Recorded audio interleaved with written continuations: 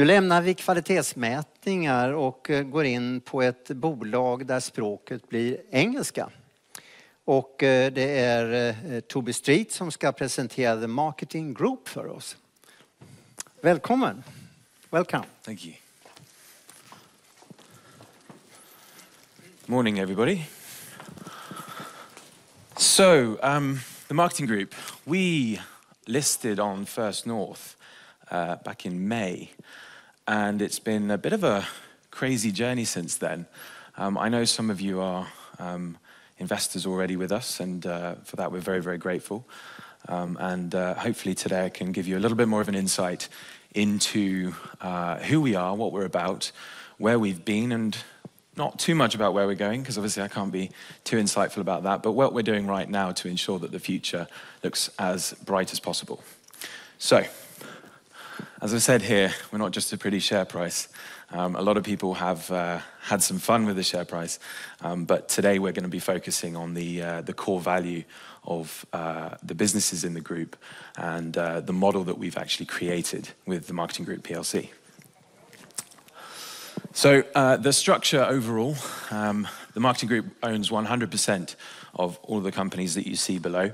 I'm going to go into a little bit of detail, not too much. There's now 17 companies from 4 that we started with, so I'm not going to go into too much detail about each individual business, but just a little bit on each one and the merits of their offering, and then a little bit at the end about some of the most recent wins that they've had, as well as some new accolades and things like that that have been received.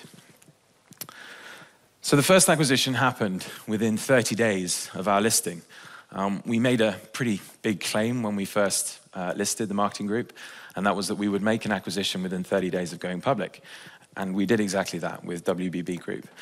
That included Rainmakers, who are, as the name sort of suggests, a media agency that specializes in making it rain for businesses in new markets.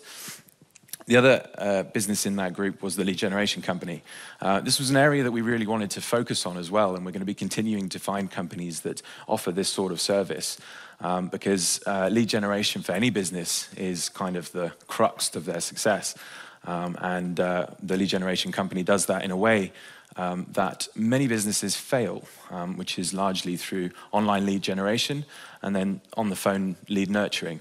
So it's a hugely valuable asset for the Marketing Group, as well as for their clients, and probably more clients through collaboration moving forward within the Marketing Group as well. Next up, we made the acquisition of Ulysses Group. This was shortly after the Marketing Group, and I think probably set a little bit of a precedent for the growth and the acquisition of growth and the pace of growth that we have now sort of become known for. Marcometro, ClickVerter, Sky, Wilkin are the 4 companies there, and we also then diversified into new markets with this as well, into the US. So, Marcometro are a games and app producer, and they specialize in really high-tech digital gaming and apps. ClickVerter are a lead generation business as well. They specialize in new market acquisition for small and medium companies. Some of their clients there are also big blue chips. And they're growing very, very quickly, actually, based in Lithuania and London. And then we have Sky and Wilkin here. This was our US involvement. These guys specialize in the healthcare space and are doing incredibly well, on a great growth trajectory in their own right.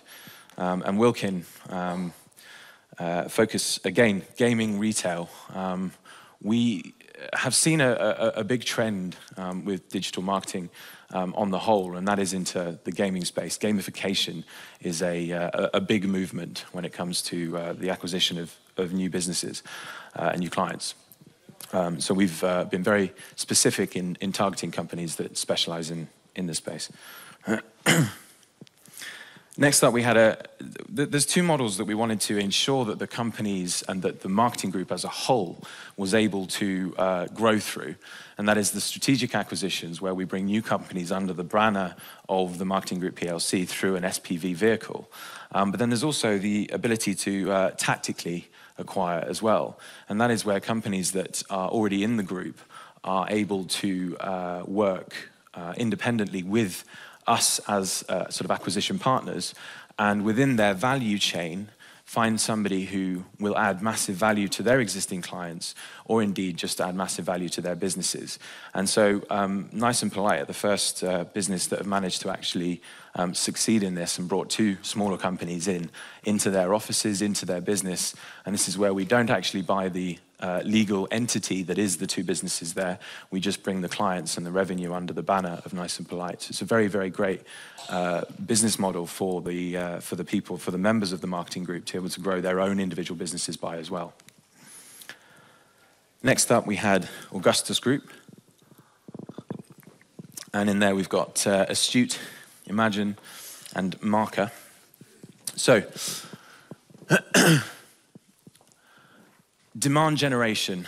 So Astute basically specialize in, they do a huge amount of data recognition and kind of feedback, if you like. And these guys are a specialist with helping companies to find more value in their existing clients more than anything. So where you've got a business that's got very good reputation with their clients and a very solid portfolio, these guys help them, one, cross-sell between their clients, but also find more value for their clients in their existing pipelines as well. So a very useful service. Imagine Group, these guys basically help, a brand will come to Imagine, and Imagine, it's their job basically to find a creative way to attract huge recognition for that brand. And they do that through TV campaigns and TV programs. So if a successful campaign gets launched off the back of Imagine Group's processing of new clients, you'll see a new TV series or something like that on TV itself.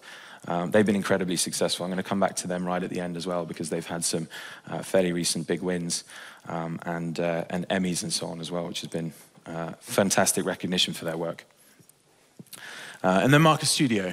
And these guys are an app creator. So these guys specialize in really high-end app creation for larger organizations, as well as some kind of internal app creation for, if you like, intranet, so internal communication apps and so on as well for larger organizations too.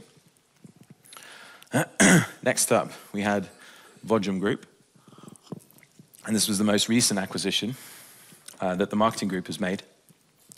And in there, we've got the brand theater.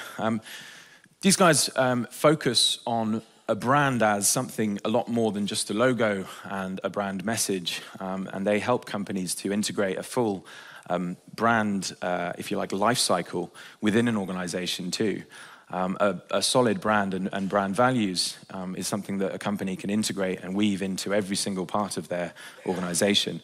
And where this has become especially powerful for brands more recently is in the hiring of talent. The biggest thing that companies are struggling for these days is talent. With the growth of internet and so on, the employee generally thinks that they have the upper hand and can kind of demand what they want. Whereas having a very strong brand and brand values running all the way through the employment process and the hiring process means that you've got a very, you're ensuring that you're hiring talent as opposed to just hiring employees. And these guys weave that throughout their message as well. So it's a very powerful, full three sort of end-to-end brand service. So we moved into Australia and New Zealand as well. So we've now got the US.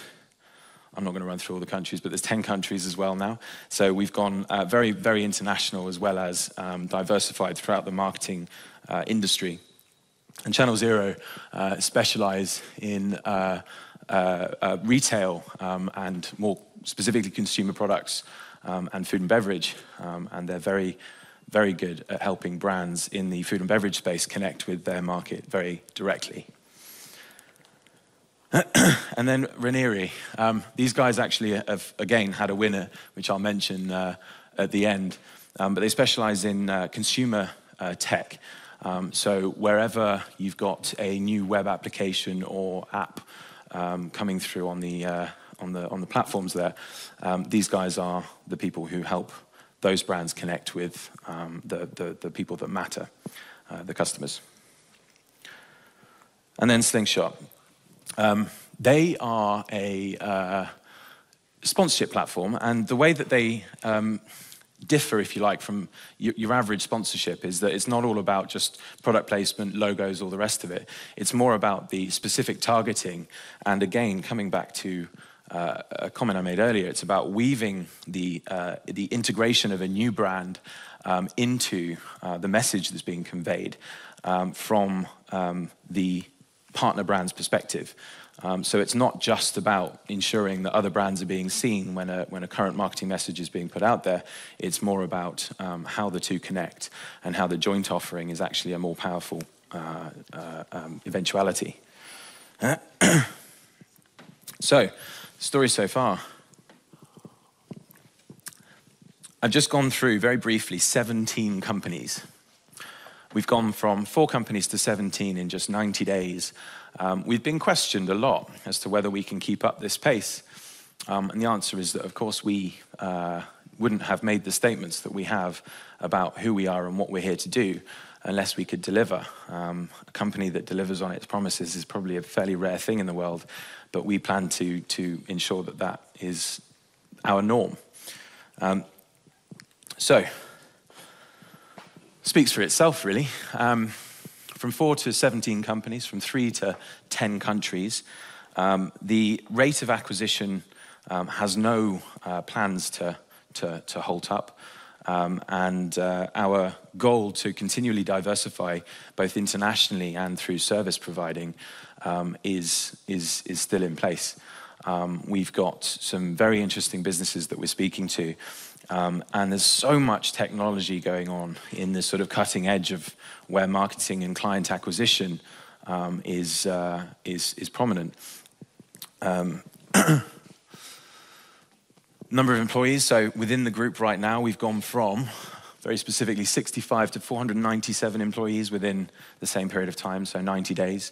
Again, what I'm trying to emphasize here is that a lot of people have been very interested in the marketing group purely because of the share price, but the underlying core value is really what matters.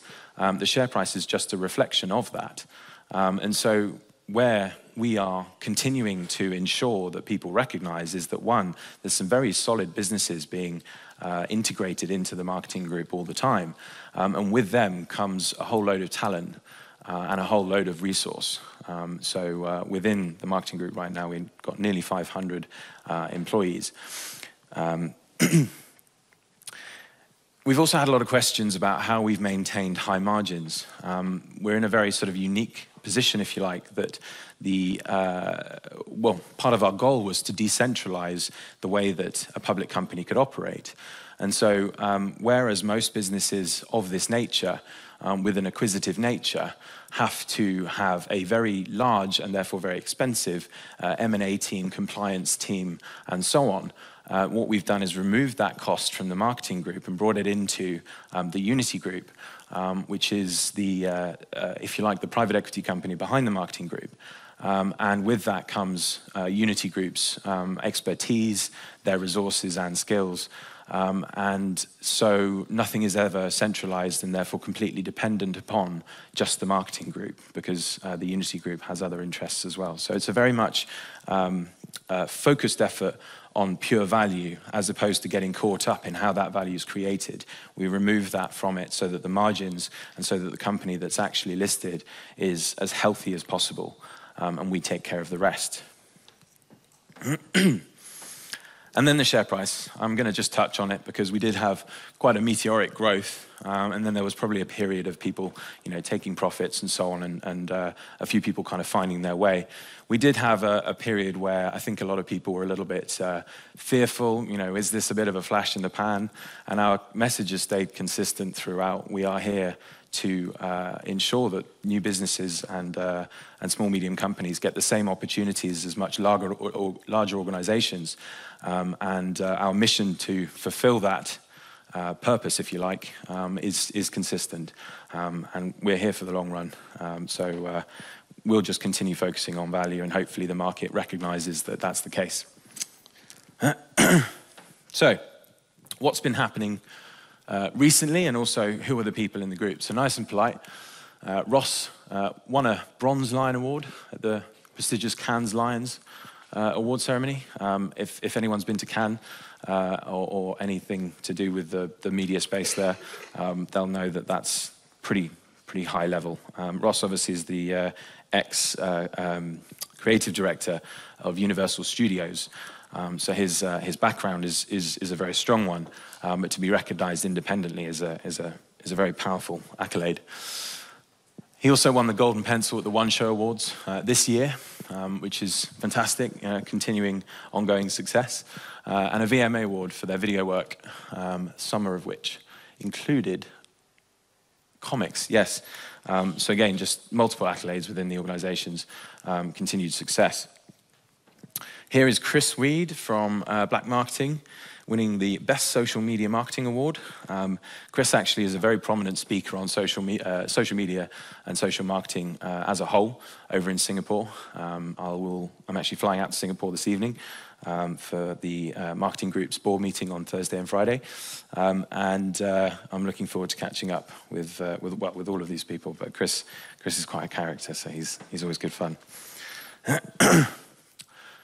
Mark Metro, working with Disney. Now, I'm not au fait with LOL. I don't know whether anyone here has been on Disney's game LOL, but I'm assuming not. But working with Disney obviously is a huge accolade in itself.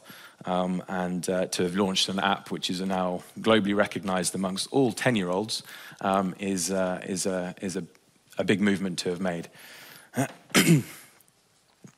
Imagine Group. So these guys, the Challenger, again, this is over in Singapore, so you probably won't have heard of it here. Just lots of men with their tops off. But they, as I said, they specialize in creating TV series and so on for brands to get their brand recognized. They've worked with Dulux and a number of other huge brands, but Dulux Paint, I don't know if everyone here is aware of them.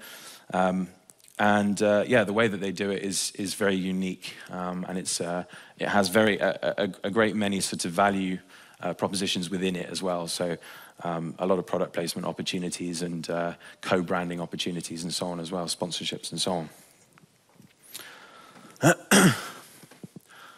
Astute work. If anyone's seen the 22 press-up challenge going around on Facebook or anything like that, anyone seen that? Hands up. Yeah, a couple here. It's really big in the UK, so it might not be over here specifically. But the 22 press-up, it's 22 press-ups a day for 22 days, basically. They launched that, just like the Ice Bucket Challenge and things like that. They launched the 22 press-up challenge to help raise money for, I think it's for veterans, isn't it? Yeah, combat stress for veterans and so on. So that's a very worthwhile cause, and they were behind that campaign. So Agir has been recognized as one of the top 100 most influential Indians in Singapore. There's a lot of Indians in Singapore, so that's saying something. He's the CEO of Creative Insurgents, and the way that they deliver their message is largely through experiential marketing. So they put on a lot of events and things like that, and he's incredibly well known. In Singapore, and in the largely in the drinks, beverages, and food, new brands, new product launches, and so on. And then Slingshot recently signed Mai Tai Global and Honda Racing. So some big brands getting recognized and recognizing the value within the marketing group and hiring us for our services. So a hugely positive move forward. The Brand Theatre continuing to work with a lot of very large brands globally. And then Ranieri, these guys, co-founded by CEO John Scully from a recent company that they have been hired by. So again, large tech titans, if you like, and people working in the kind of upper echelons of the space. are recognizing the value that some of the companies in the marketing group are delivering. Thank you very much. Welcome. Sorry, slightly dry throat. An interesting presentation. Which are the main markets for you in setting countries? Well, largely our clients are largely blue chips. So if you're asking sort of who are our companies' target markets, then it's bigger organizations. That is, it's probably common for about 80% of the companies that we're talking to and that we work with and that are in the group. And that basically then enables the cross-pollination, if you like, of client bases and so on, potential for dual pitches or collaborative pitches and so on to be really emphasized. And so the kind of group core value is emphasized by the fact that largely the clients are quite similar in size and location and proposition and so on. So the countries are not so important. The most important thing is that the companies are worldwide working. That's the thing. Yeah, absolutely. Yeah. So you have type of advertising campaigns which are quite similar from one country to another country. Not so much, Not so. But where you have so a company is generally going to be able to help the businesses in its location, but that's not to say that. One of our companies in Singapore, for example, cannot make a very high-level introduction to a C-level exec within an organization they're working with, but for the UK arm of that organization, for example. So there's still going to be a procurement process and all the rest of it, but it's a very high-level introduction, a very highly qualified introduction with a lot of familiarity and therefore trust. So it's a very powerful introduction as opposed to just some, any other introduction, really. You shaped this... the marketing group in a very, very few days. Yeah. Why? We wanted to make a statement. We wanted to bring awareness, if you like, as well, to the fact that small and medium businesses, they don't have access to the kinds of capital, the kinds of resources and so on that bigger agencies do. And so often the smaller agency is subcontracted by the bigger agency. And so they're still delivering a lot of the high-level work. They're just not getting the margin. So we wanted to create a situation where they were able to take advantage of the fact that they can lean on a group balance sheet to win bigger clients and so on, and do collaborative pitches, so win more business anyway. The meeting that we have in Singapore this week is going to be the first opportunity where more than just the 4 founders have got together in one room and can actually talk business for 2 days, followed by some celebrating for the Formula One and so on, I think. But talk business and actually establish who they're able to work with and who they'd like to collaborate with in the group. And the conversations are already happening. We have a sort of intranet ourselves as well, and there's loads of conversations going on there for in there for new business and so on, and potential collaboration. So it's really exciting. This week's going to be a really exciting week. Now we mentioned the positive factors, but if you're going to make a big company of this type, you buy companies consisting of individuals who are working in them. Yes. And the companies are individual too. They have their own life, their own company culture. And normally it's very, very difficult to combine these companies and say to them, you have to cooperate with that company in that country. And that will sometimes cause big problems. How do you look on that problem? Again, it would our model was based upon the premise of, all of these business owners. One, our criteria for entering the market group is very strict. So we're not just letting any companies in. These companies have gone through a very rigorous qualification process and then due diligence process. So we know that they're successful. We know that they're profitable, they're debt-free, and they're run by industry leaders and people that are recognized in their spaces. So when it comes to collaborating together, that's all we're asking them to do, is to have conversations and see where potential likenesses arise and see where, therefore, opportunities to work together come. We're not trying to integrate them all. This is where, classically in the past, the M&A world has tried to integrate and bring together every single person's services, and all they do is crush margin. Margins evaporate because of overheads, basically, because the compliance side of things and the management side of things becomes colossal. So we've purposefully allowed the businesses to continue to act as small independent companies with all of the benefits of being part of a bigger group, and all those sister companies to actually try and collaborate with, as opposed to purely integrating with. But your companies must be fantastic companies, because you have very, very heavy clients. Big companies, worldwide known. Yeah. How is that possible? Larger companies are more and more looking to smaller agencies for nimbleness. Why? Well, smaller agencies typically are on the more on the cutting edge. Because they're small, they have to differentiate themselves. So they're more on the cutting edge of what's happening in their space. Generally, smaller companies are also more passionate. You've got situations where somebody starts for example, video production company because they're really passionate about creating really high quality content for people to consume. And so when you've got that passion and drive behind the brand, coupled with the resource that the group can offer, it's a very attractive proposition for the larger companies, even more so now, because they've got some of that stability. It's also important to mention that some of those contracts will have been gained through subcontracts, whereas now they can be gained up front, they can be gained directly. Do you have any business in Sweden? Say again? Do you have any business in Sweden? We don't yet, no. We are talking to a few. We are talking to a few, yeah. There's a few that we are in discussions with, but no, not yet. Sometimes I listen to people saying, how could they list the company in Sweden and not in London or somewhere else? Why in Sweden? So we had the wonderful situation where we could start from wherever we wanted. We weren't an existing company that was based in a particular location with a particular client base, with a particular staff base, etc. And so we weren't forced down any particular channel. So we were very objective. We're a Singaporean-based company with offices all over the world. And so we wanted to ensure that we chose the best place. And looking at the NASDAQ markets and looking at First North in particular, we were able to establish that, one, a UK PLC listed in Europe was a good model, tax-wise efficient for investors worldwide, all the rest of it. But two, it enabled us to work very collaboratively with the investor base.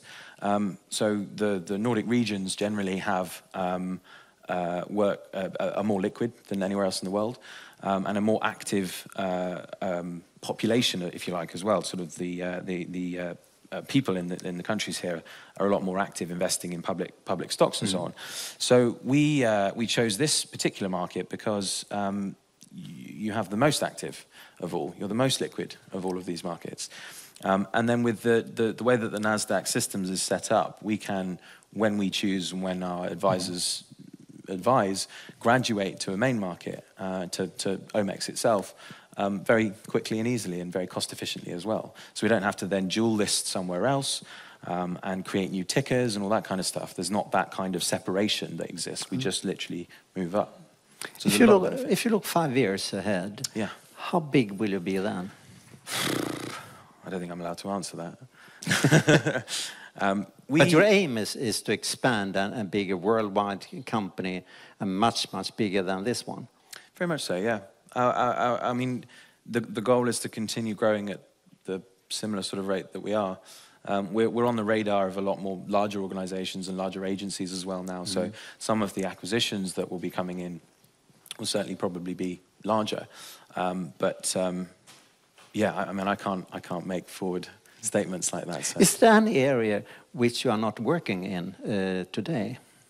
In this this big area for this type of company?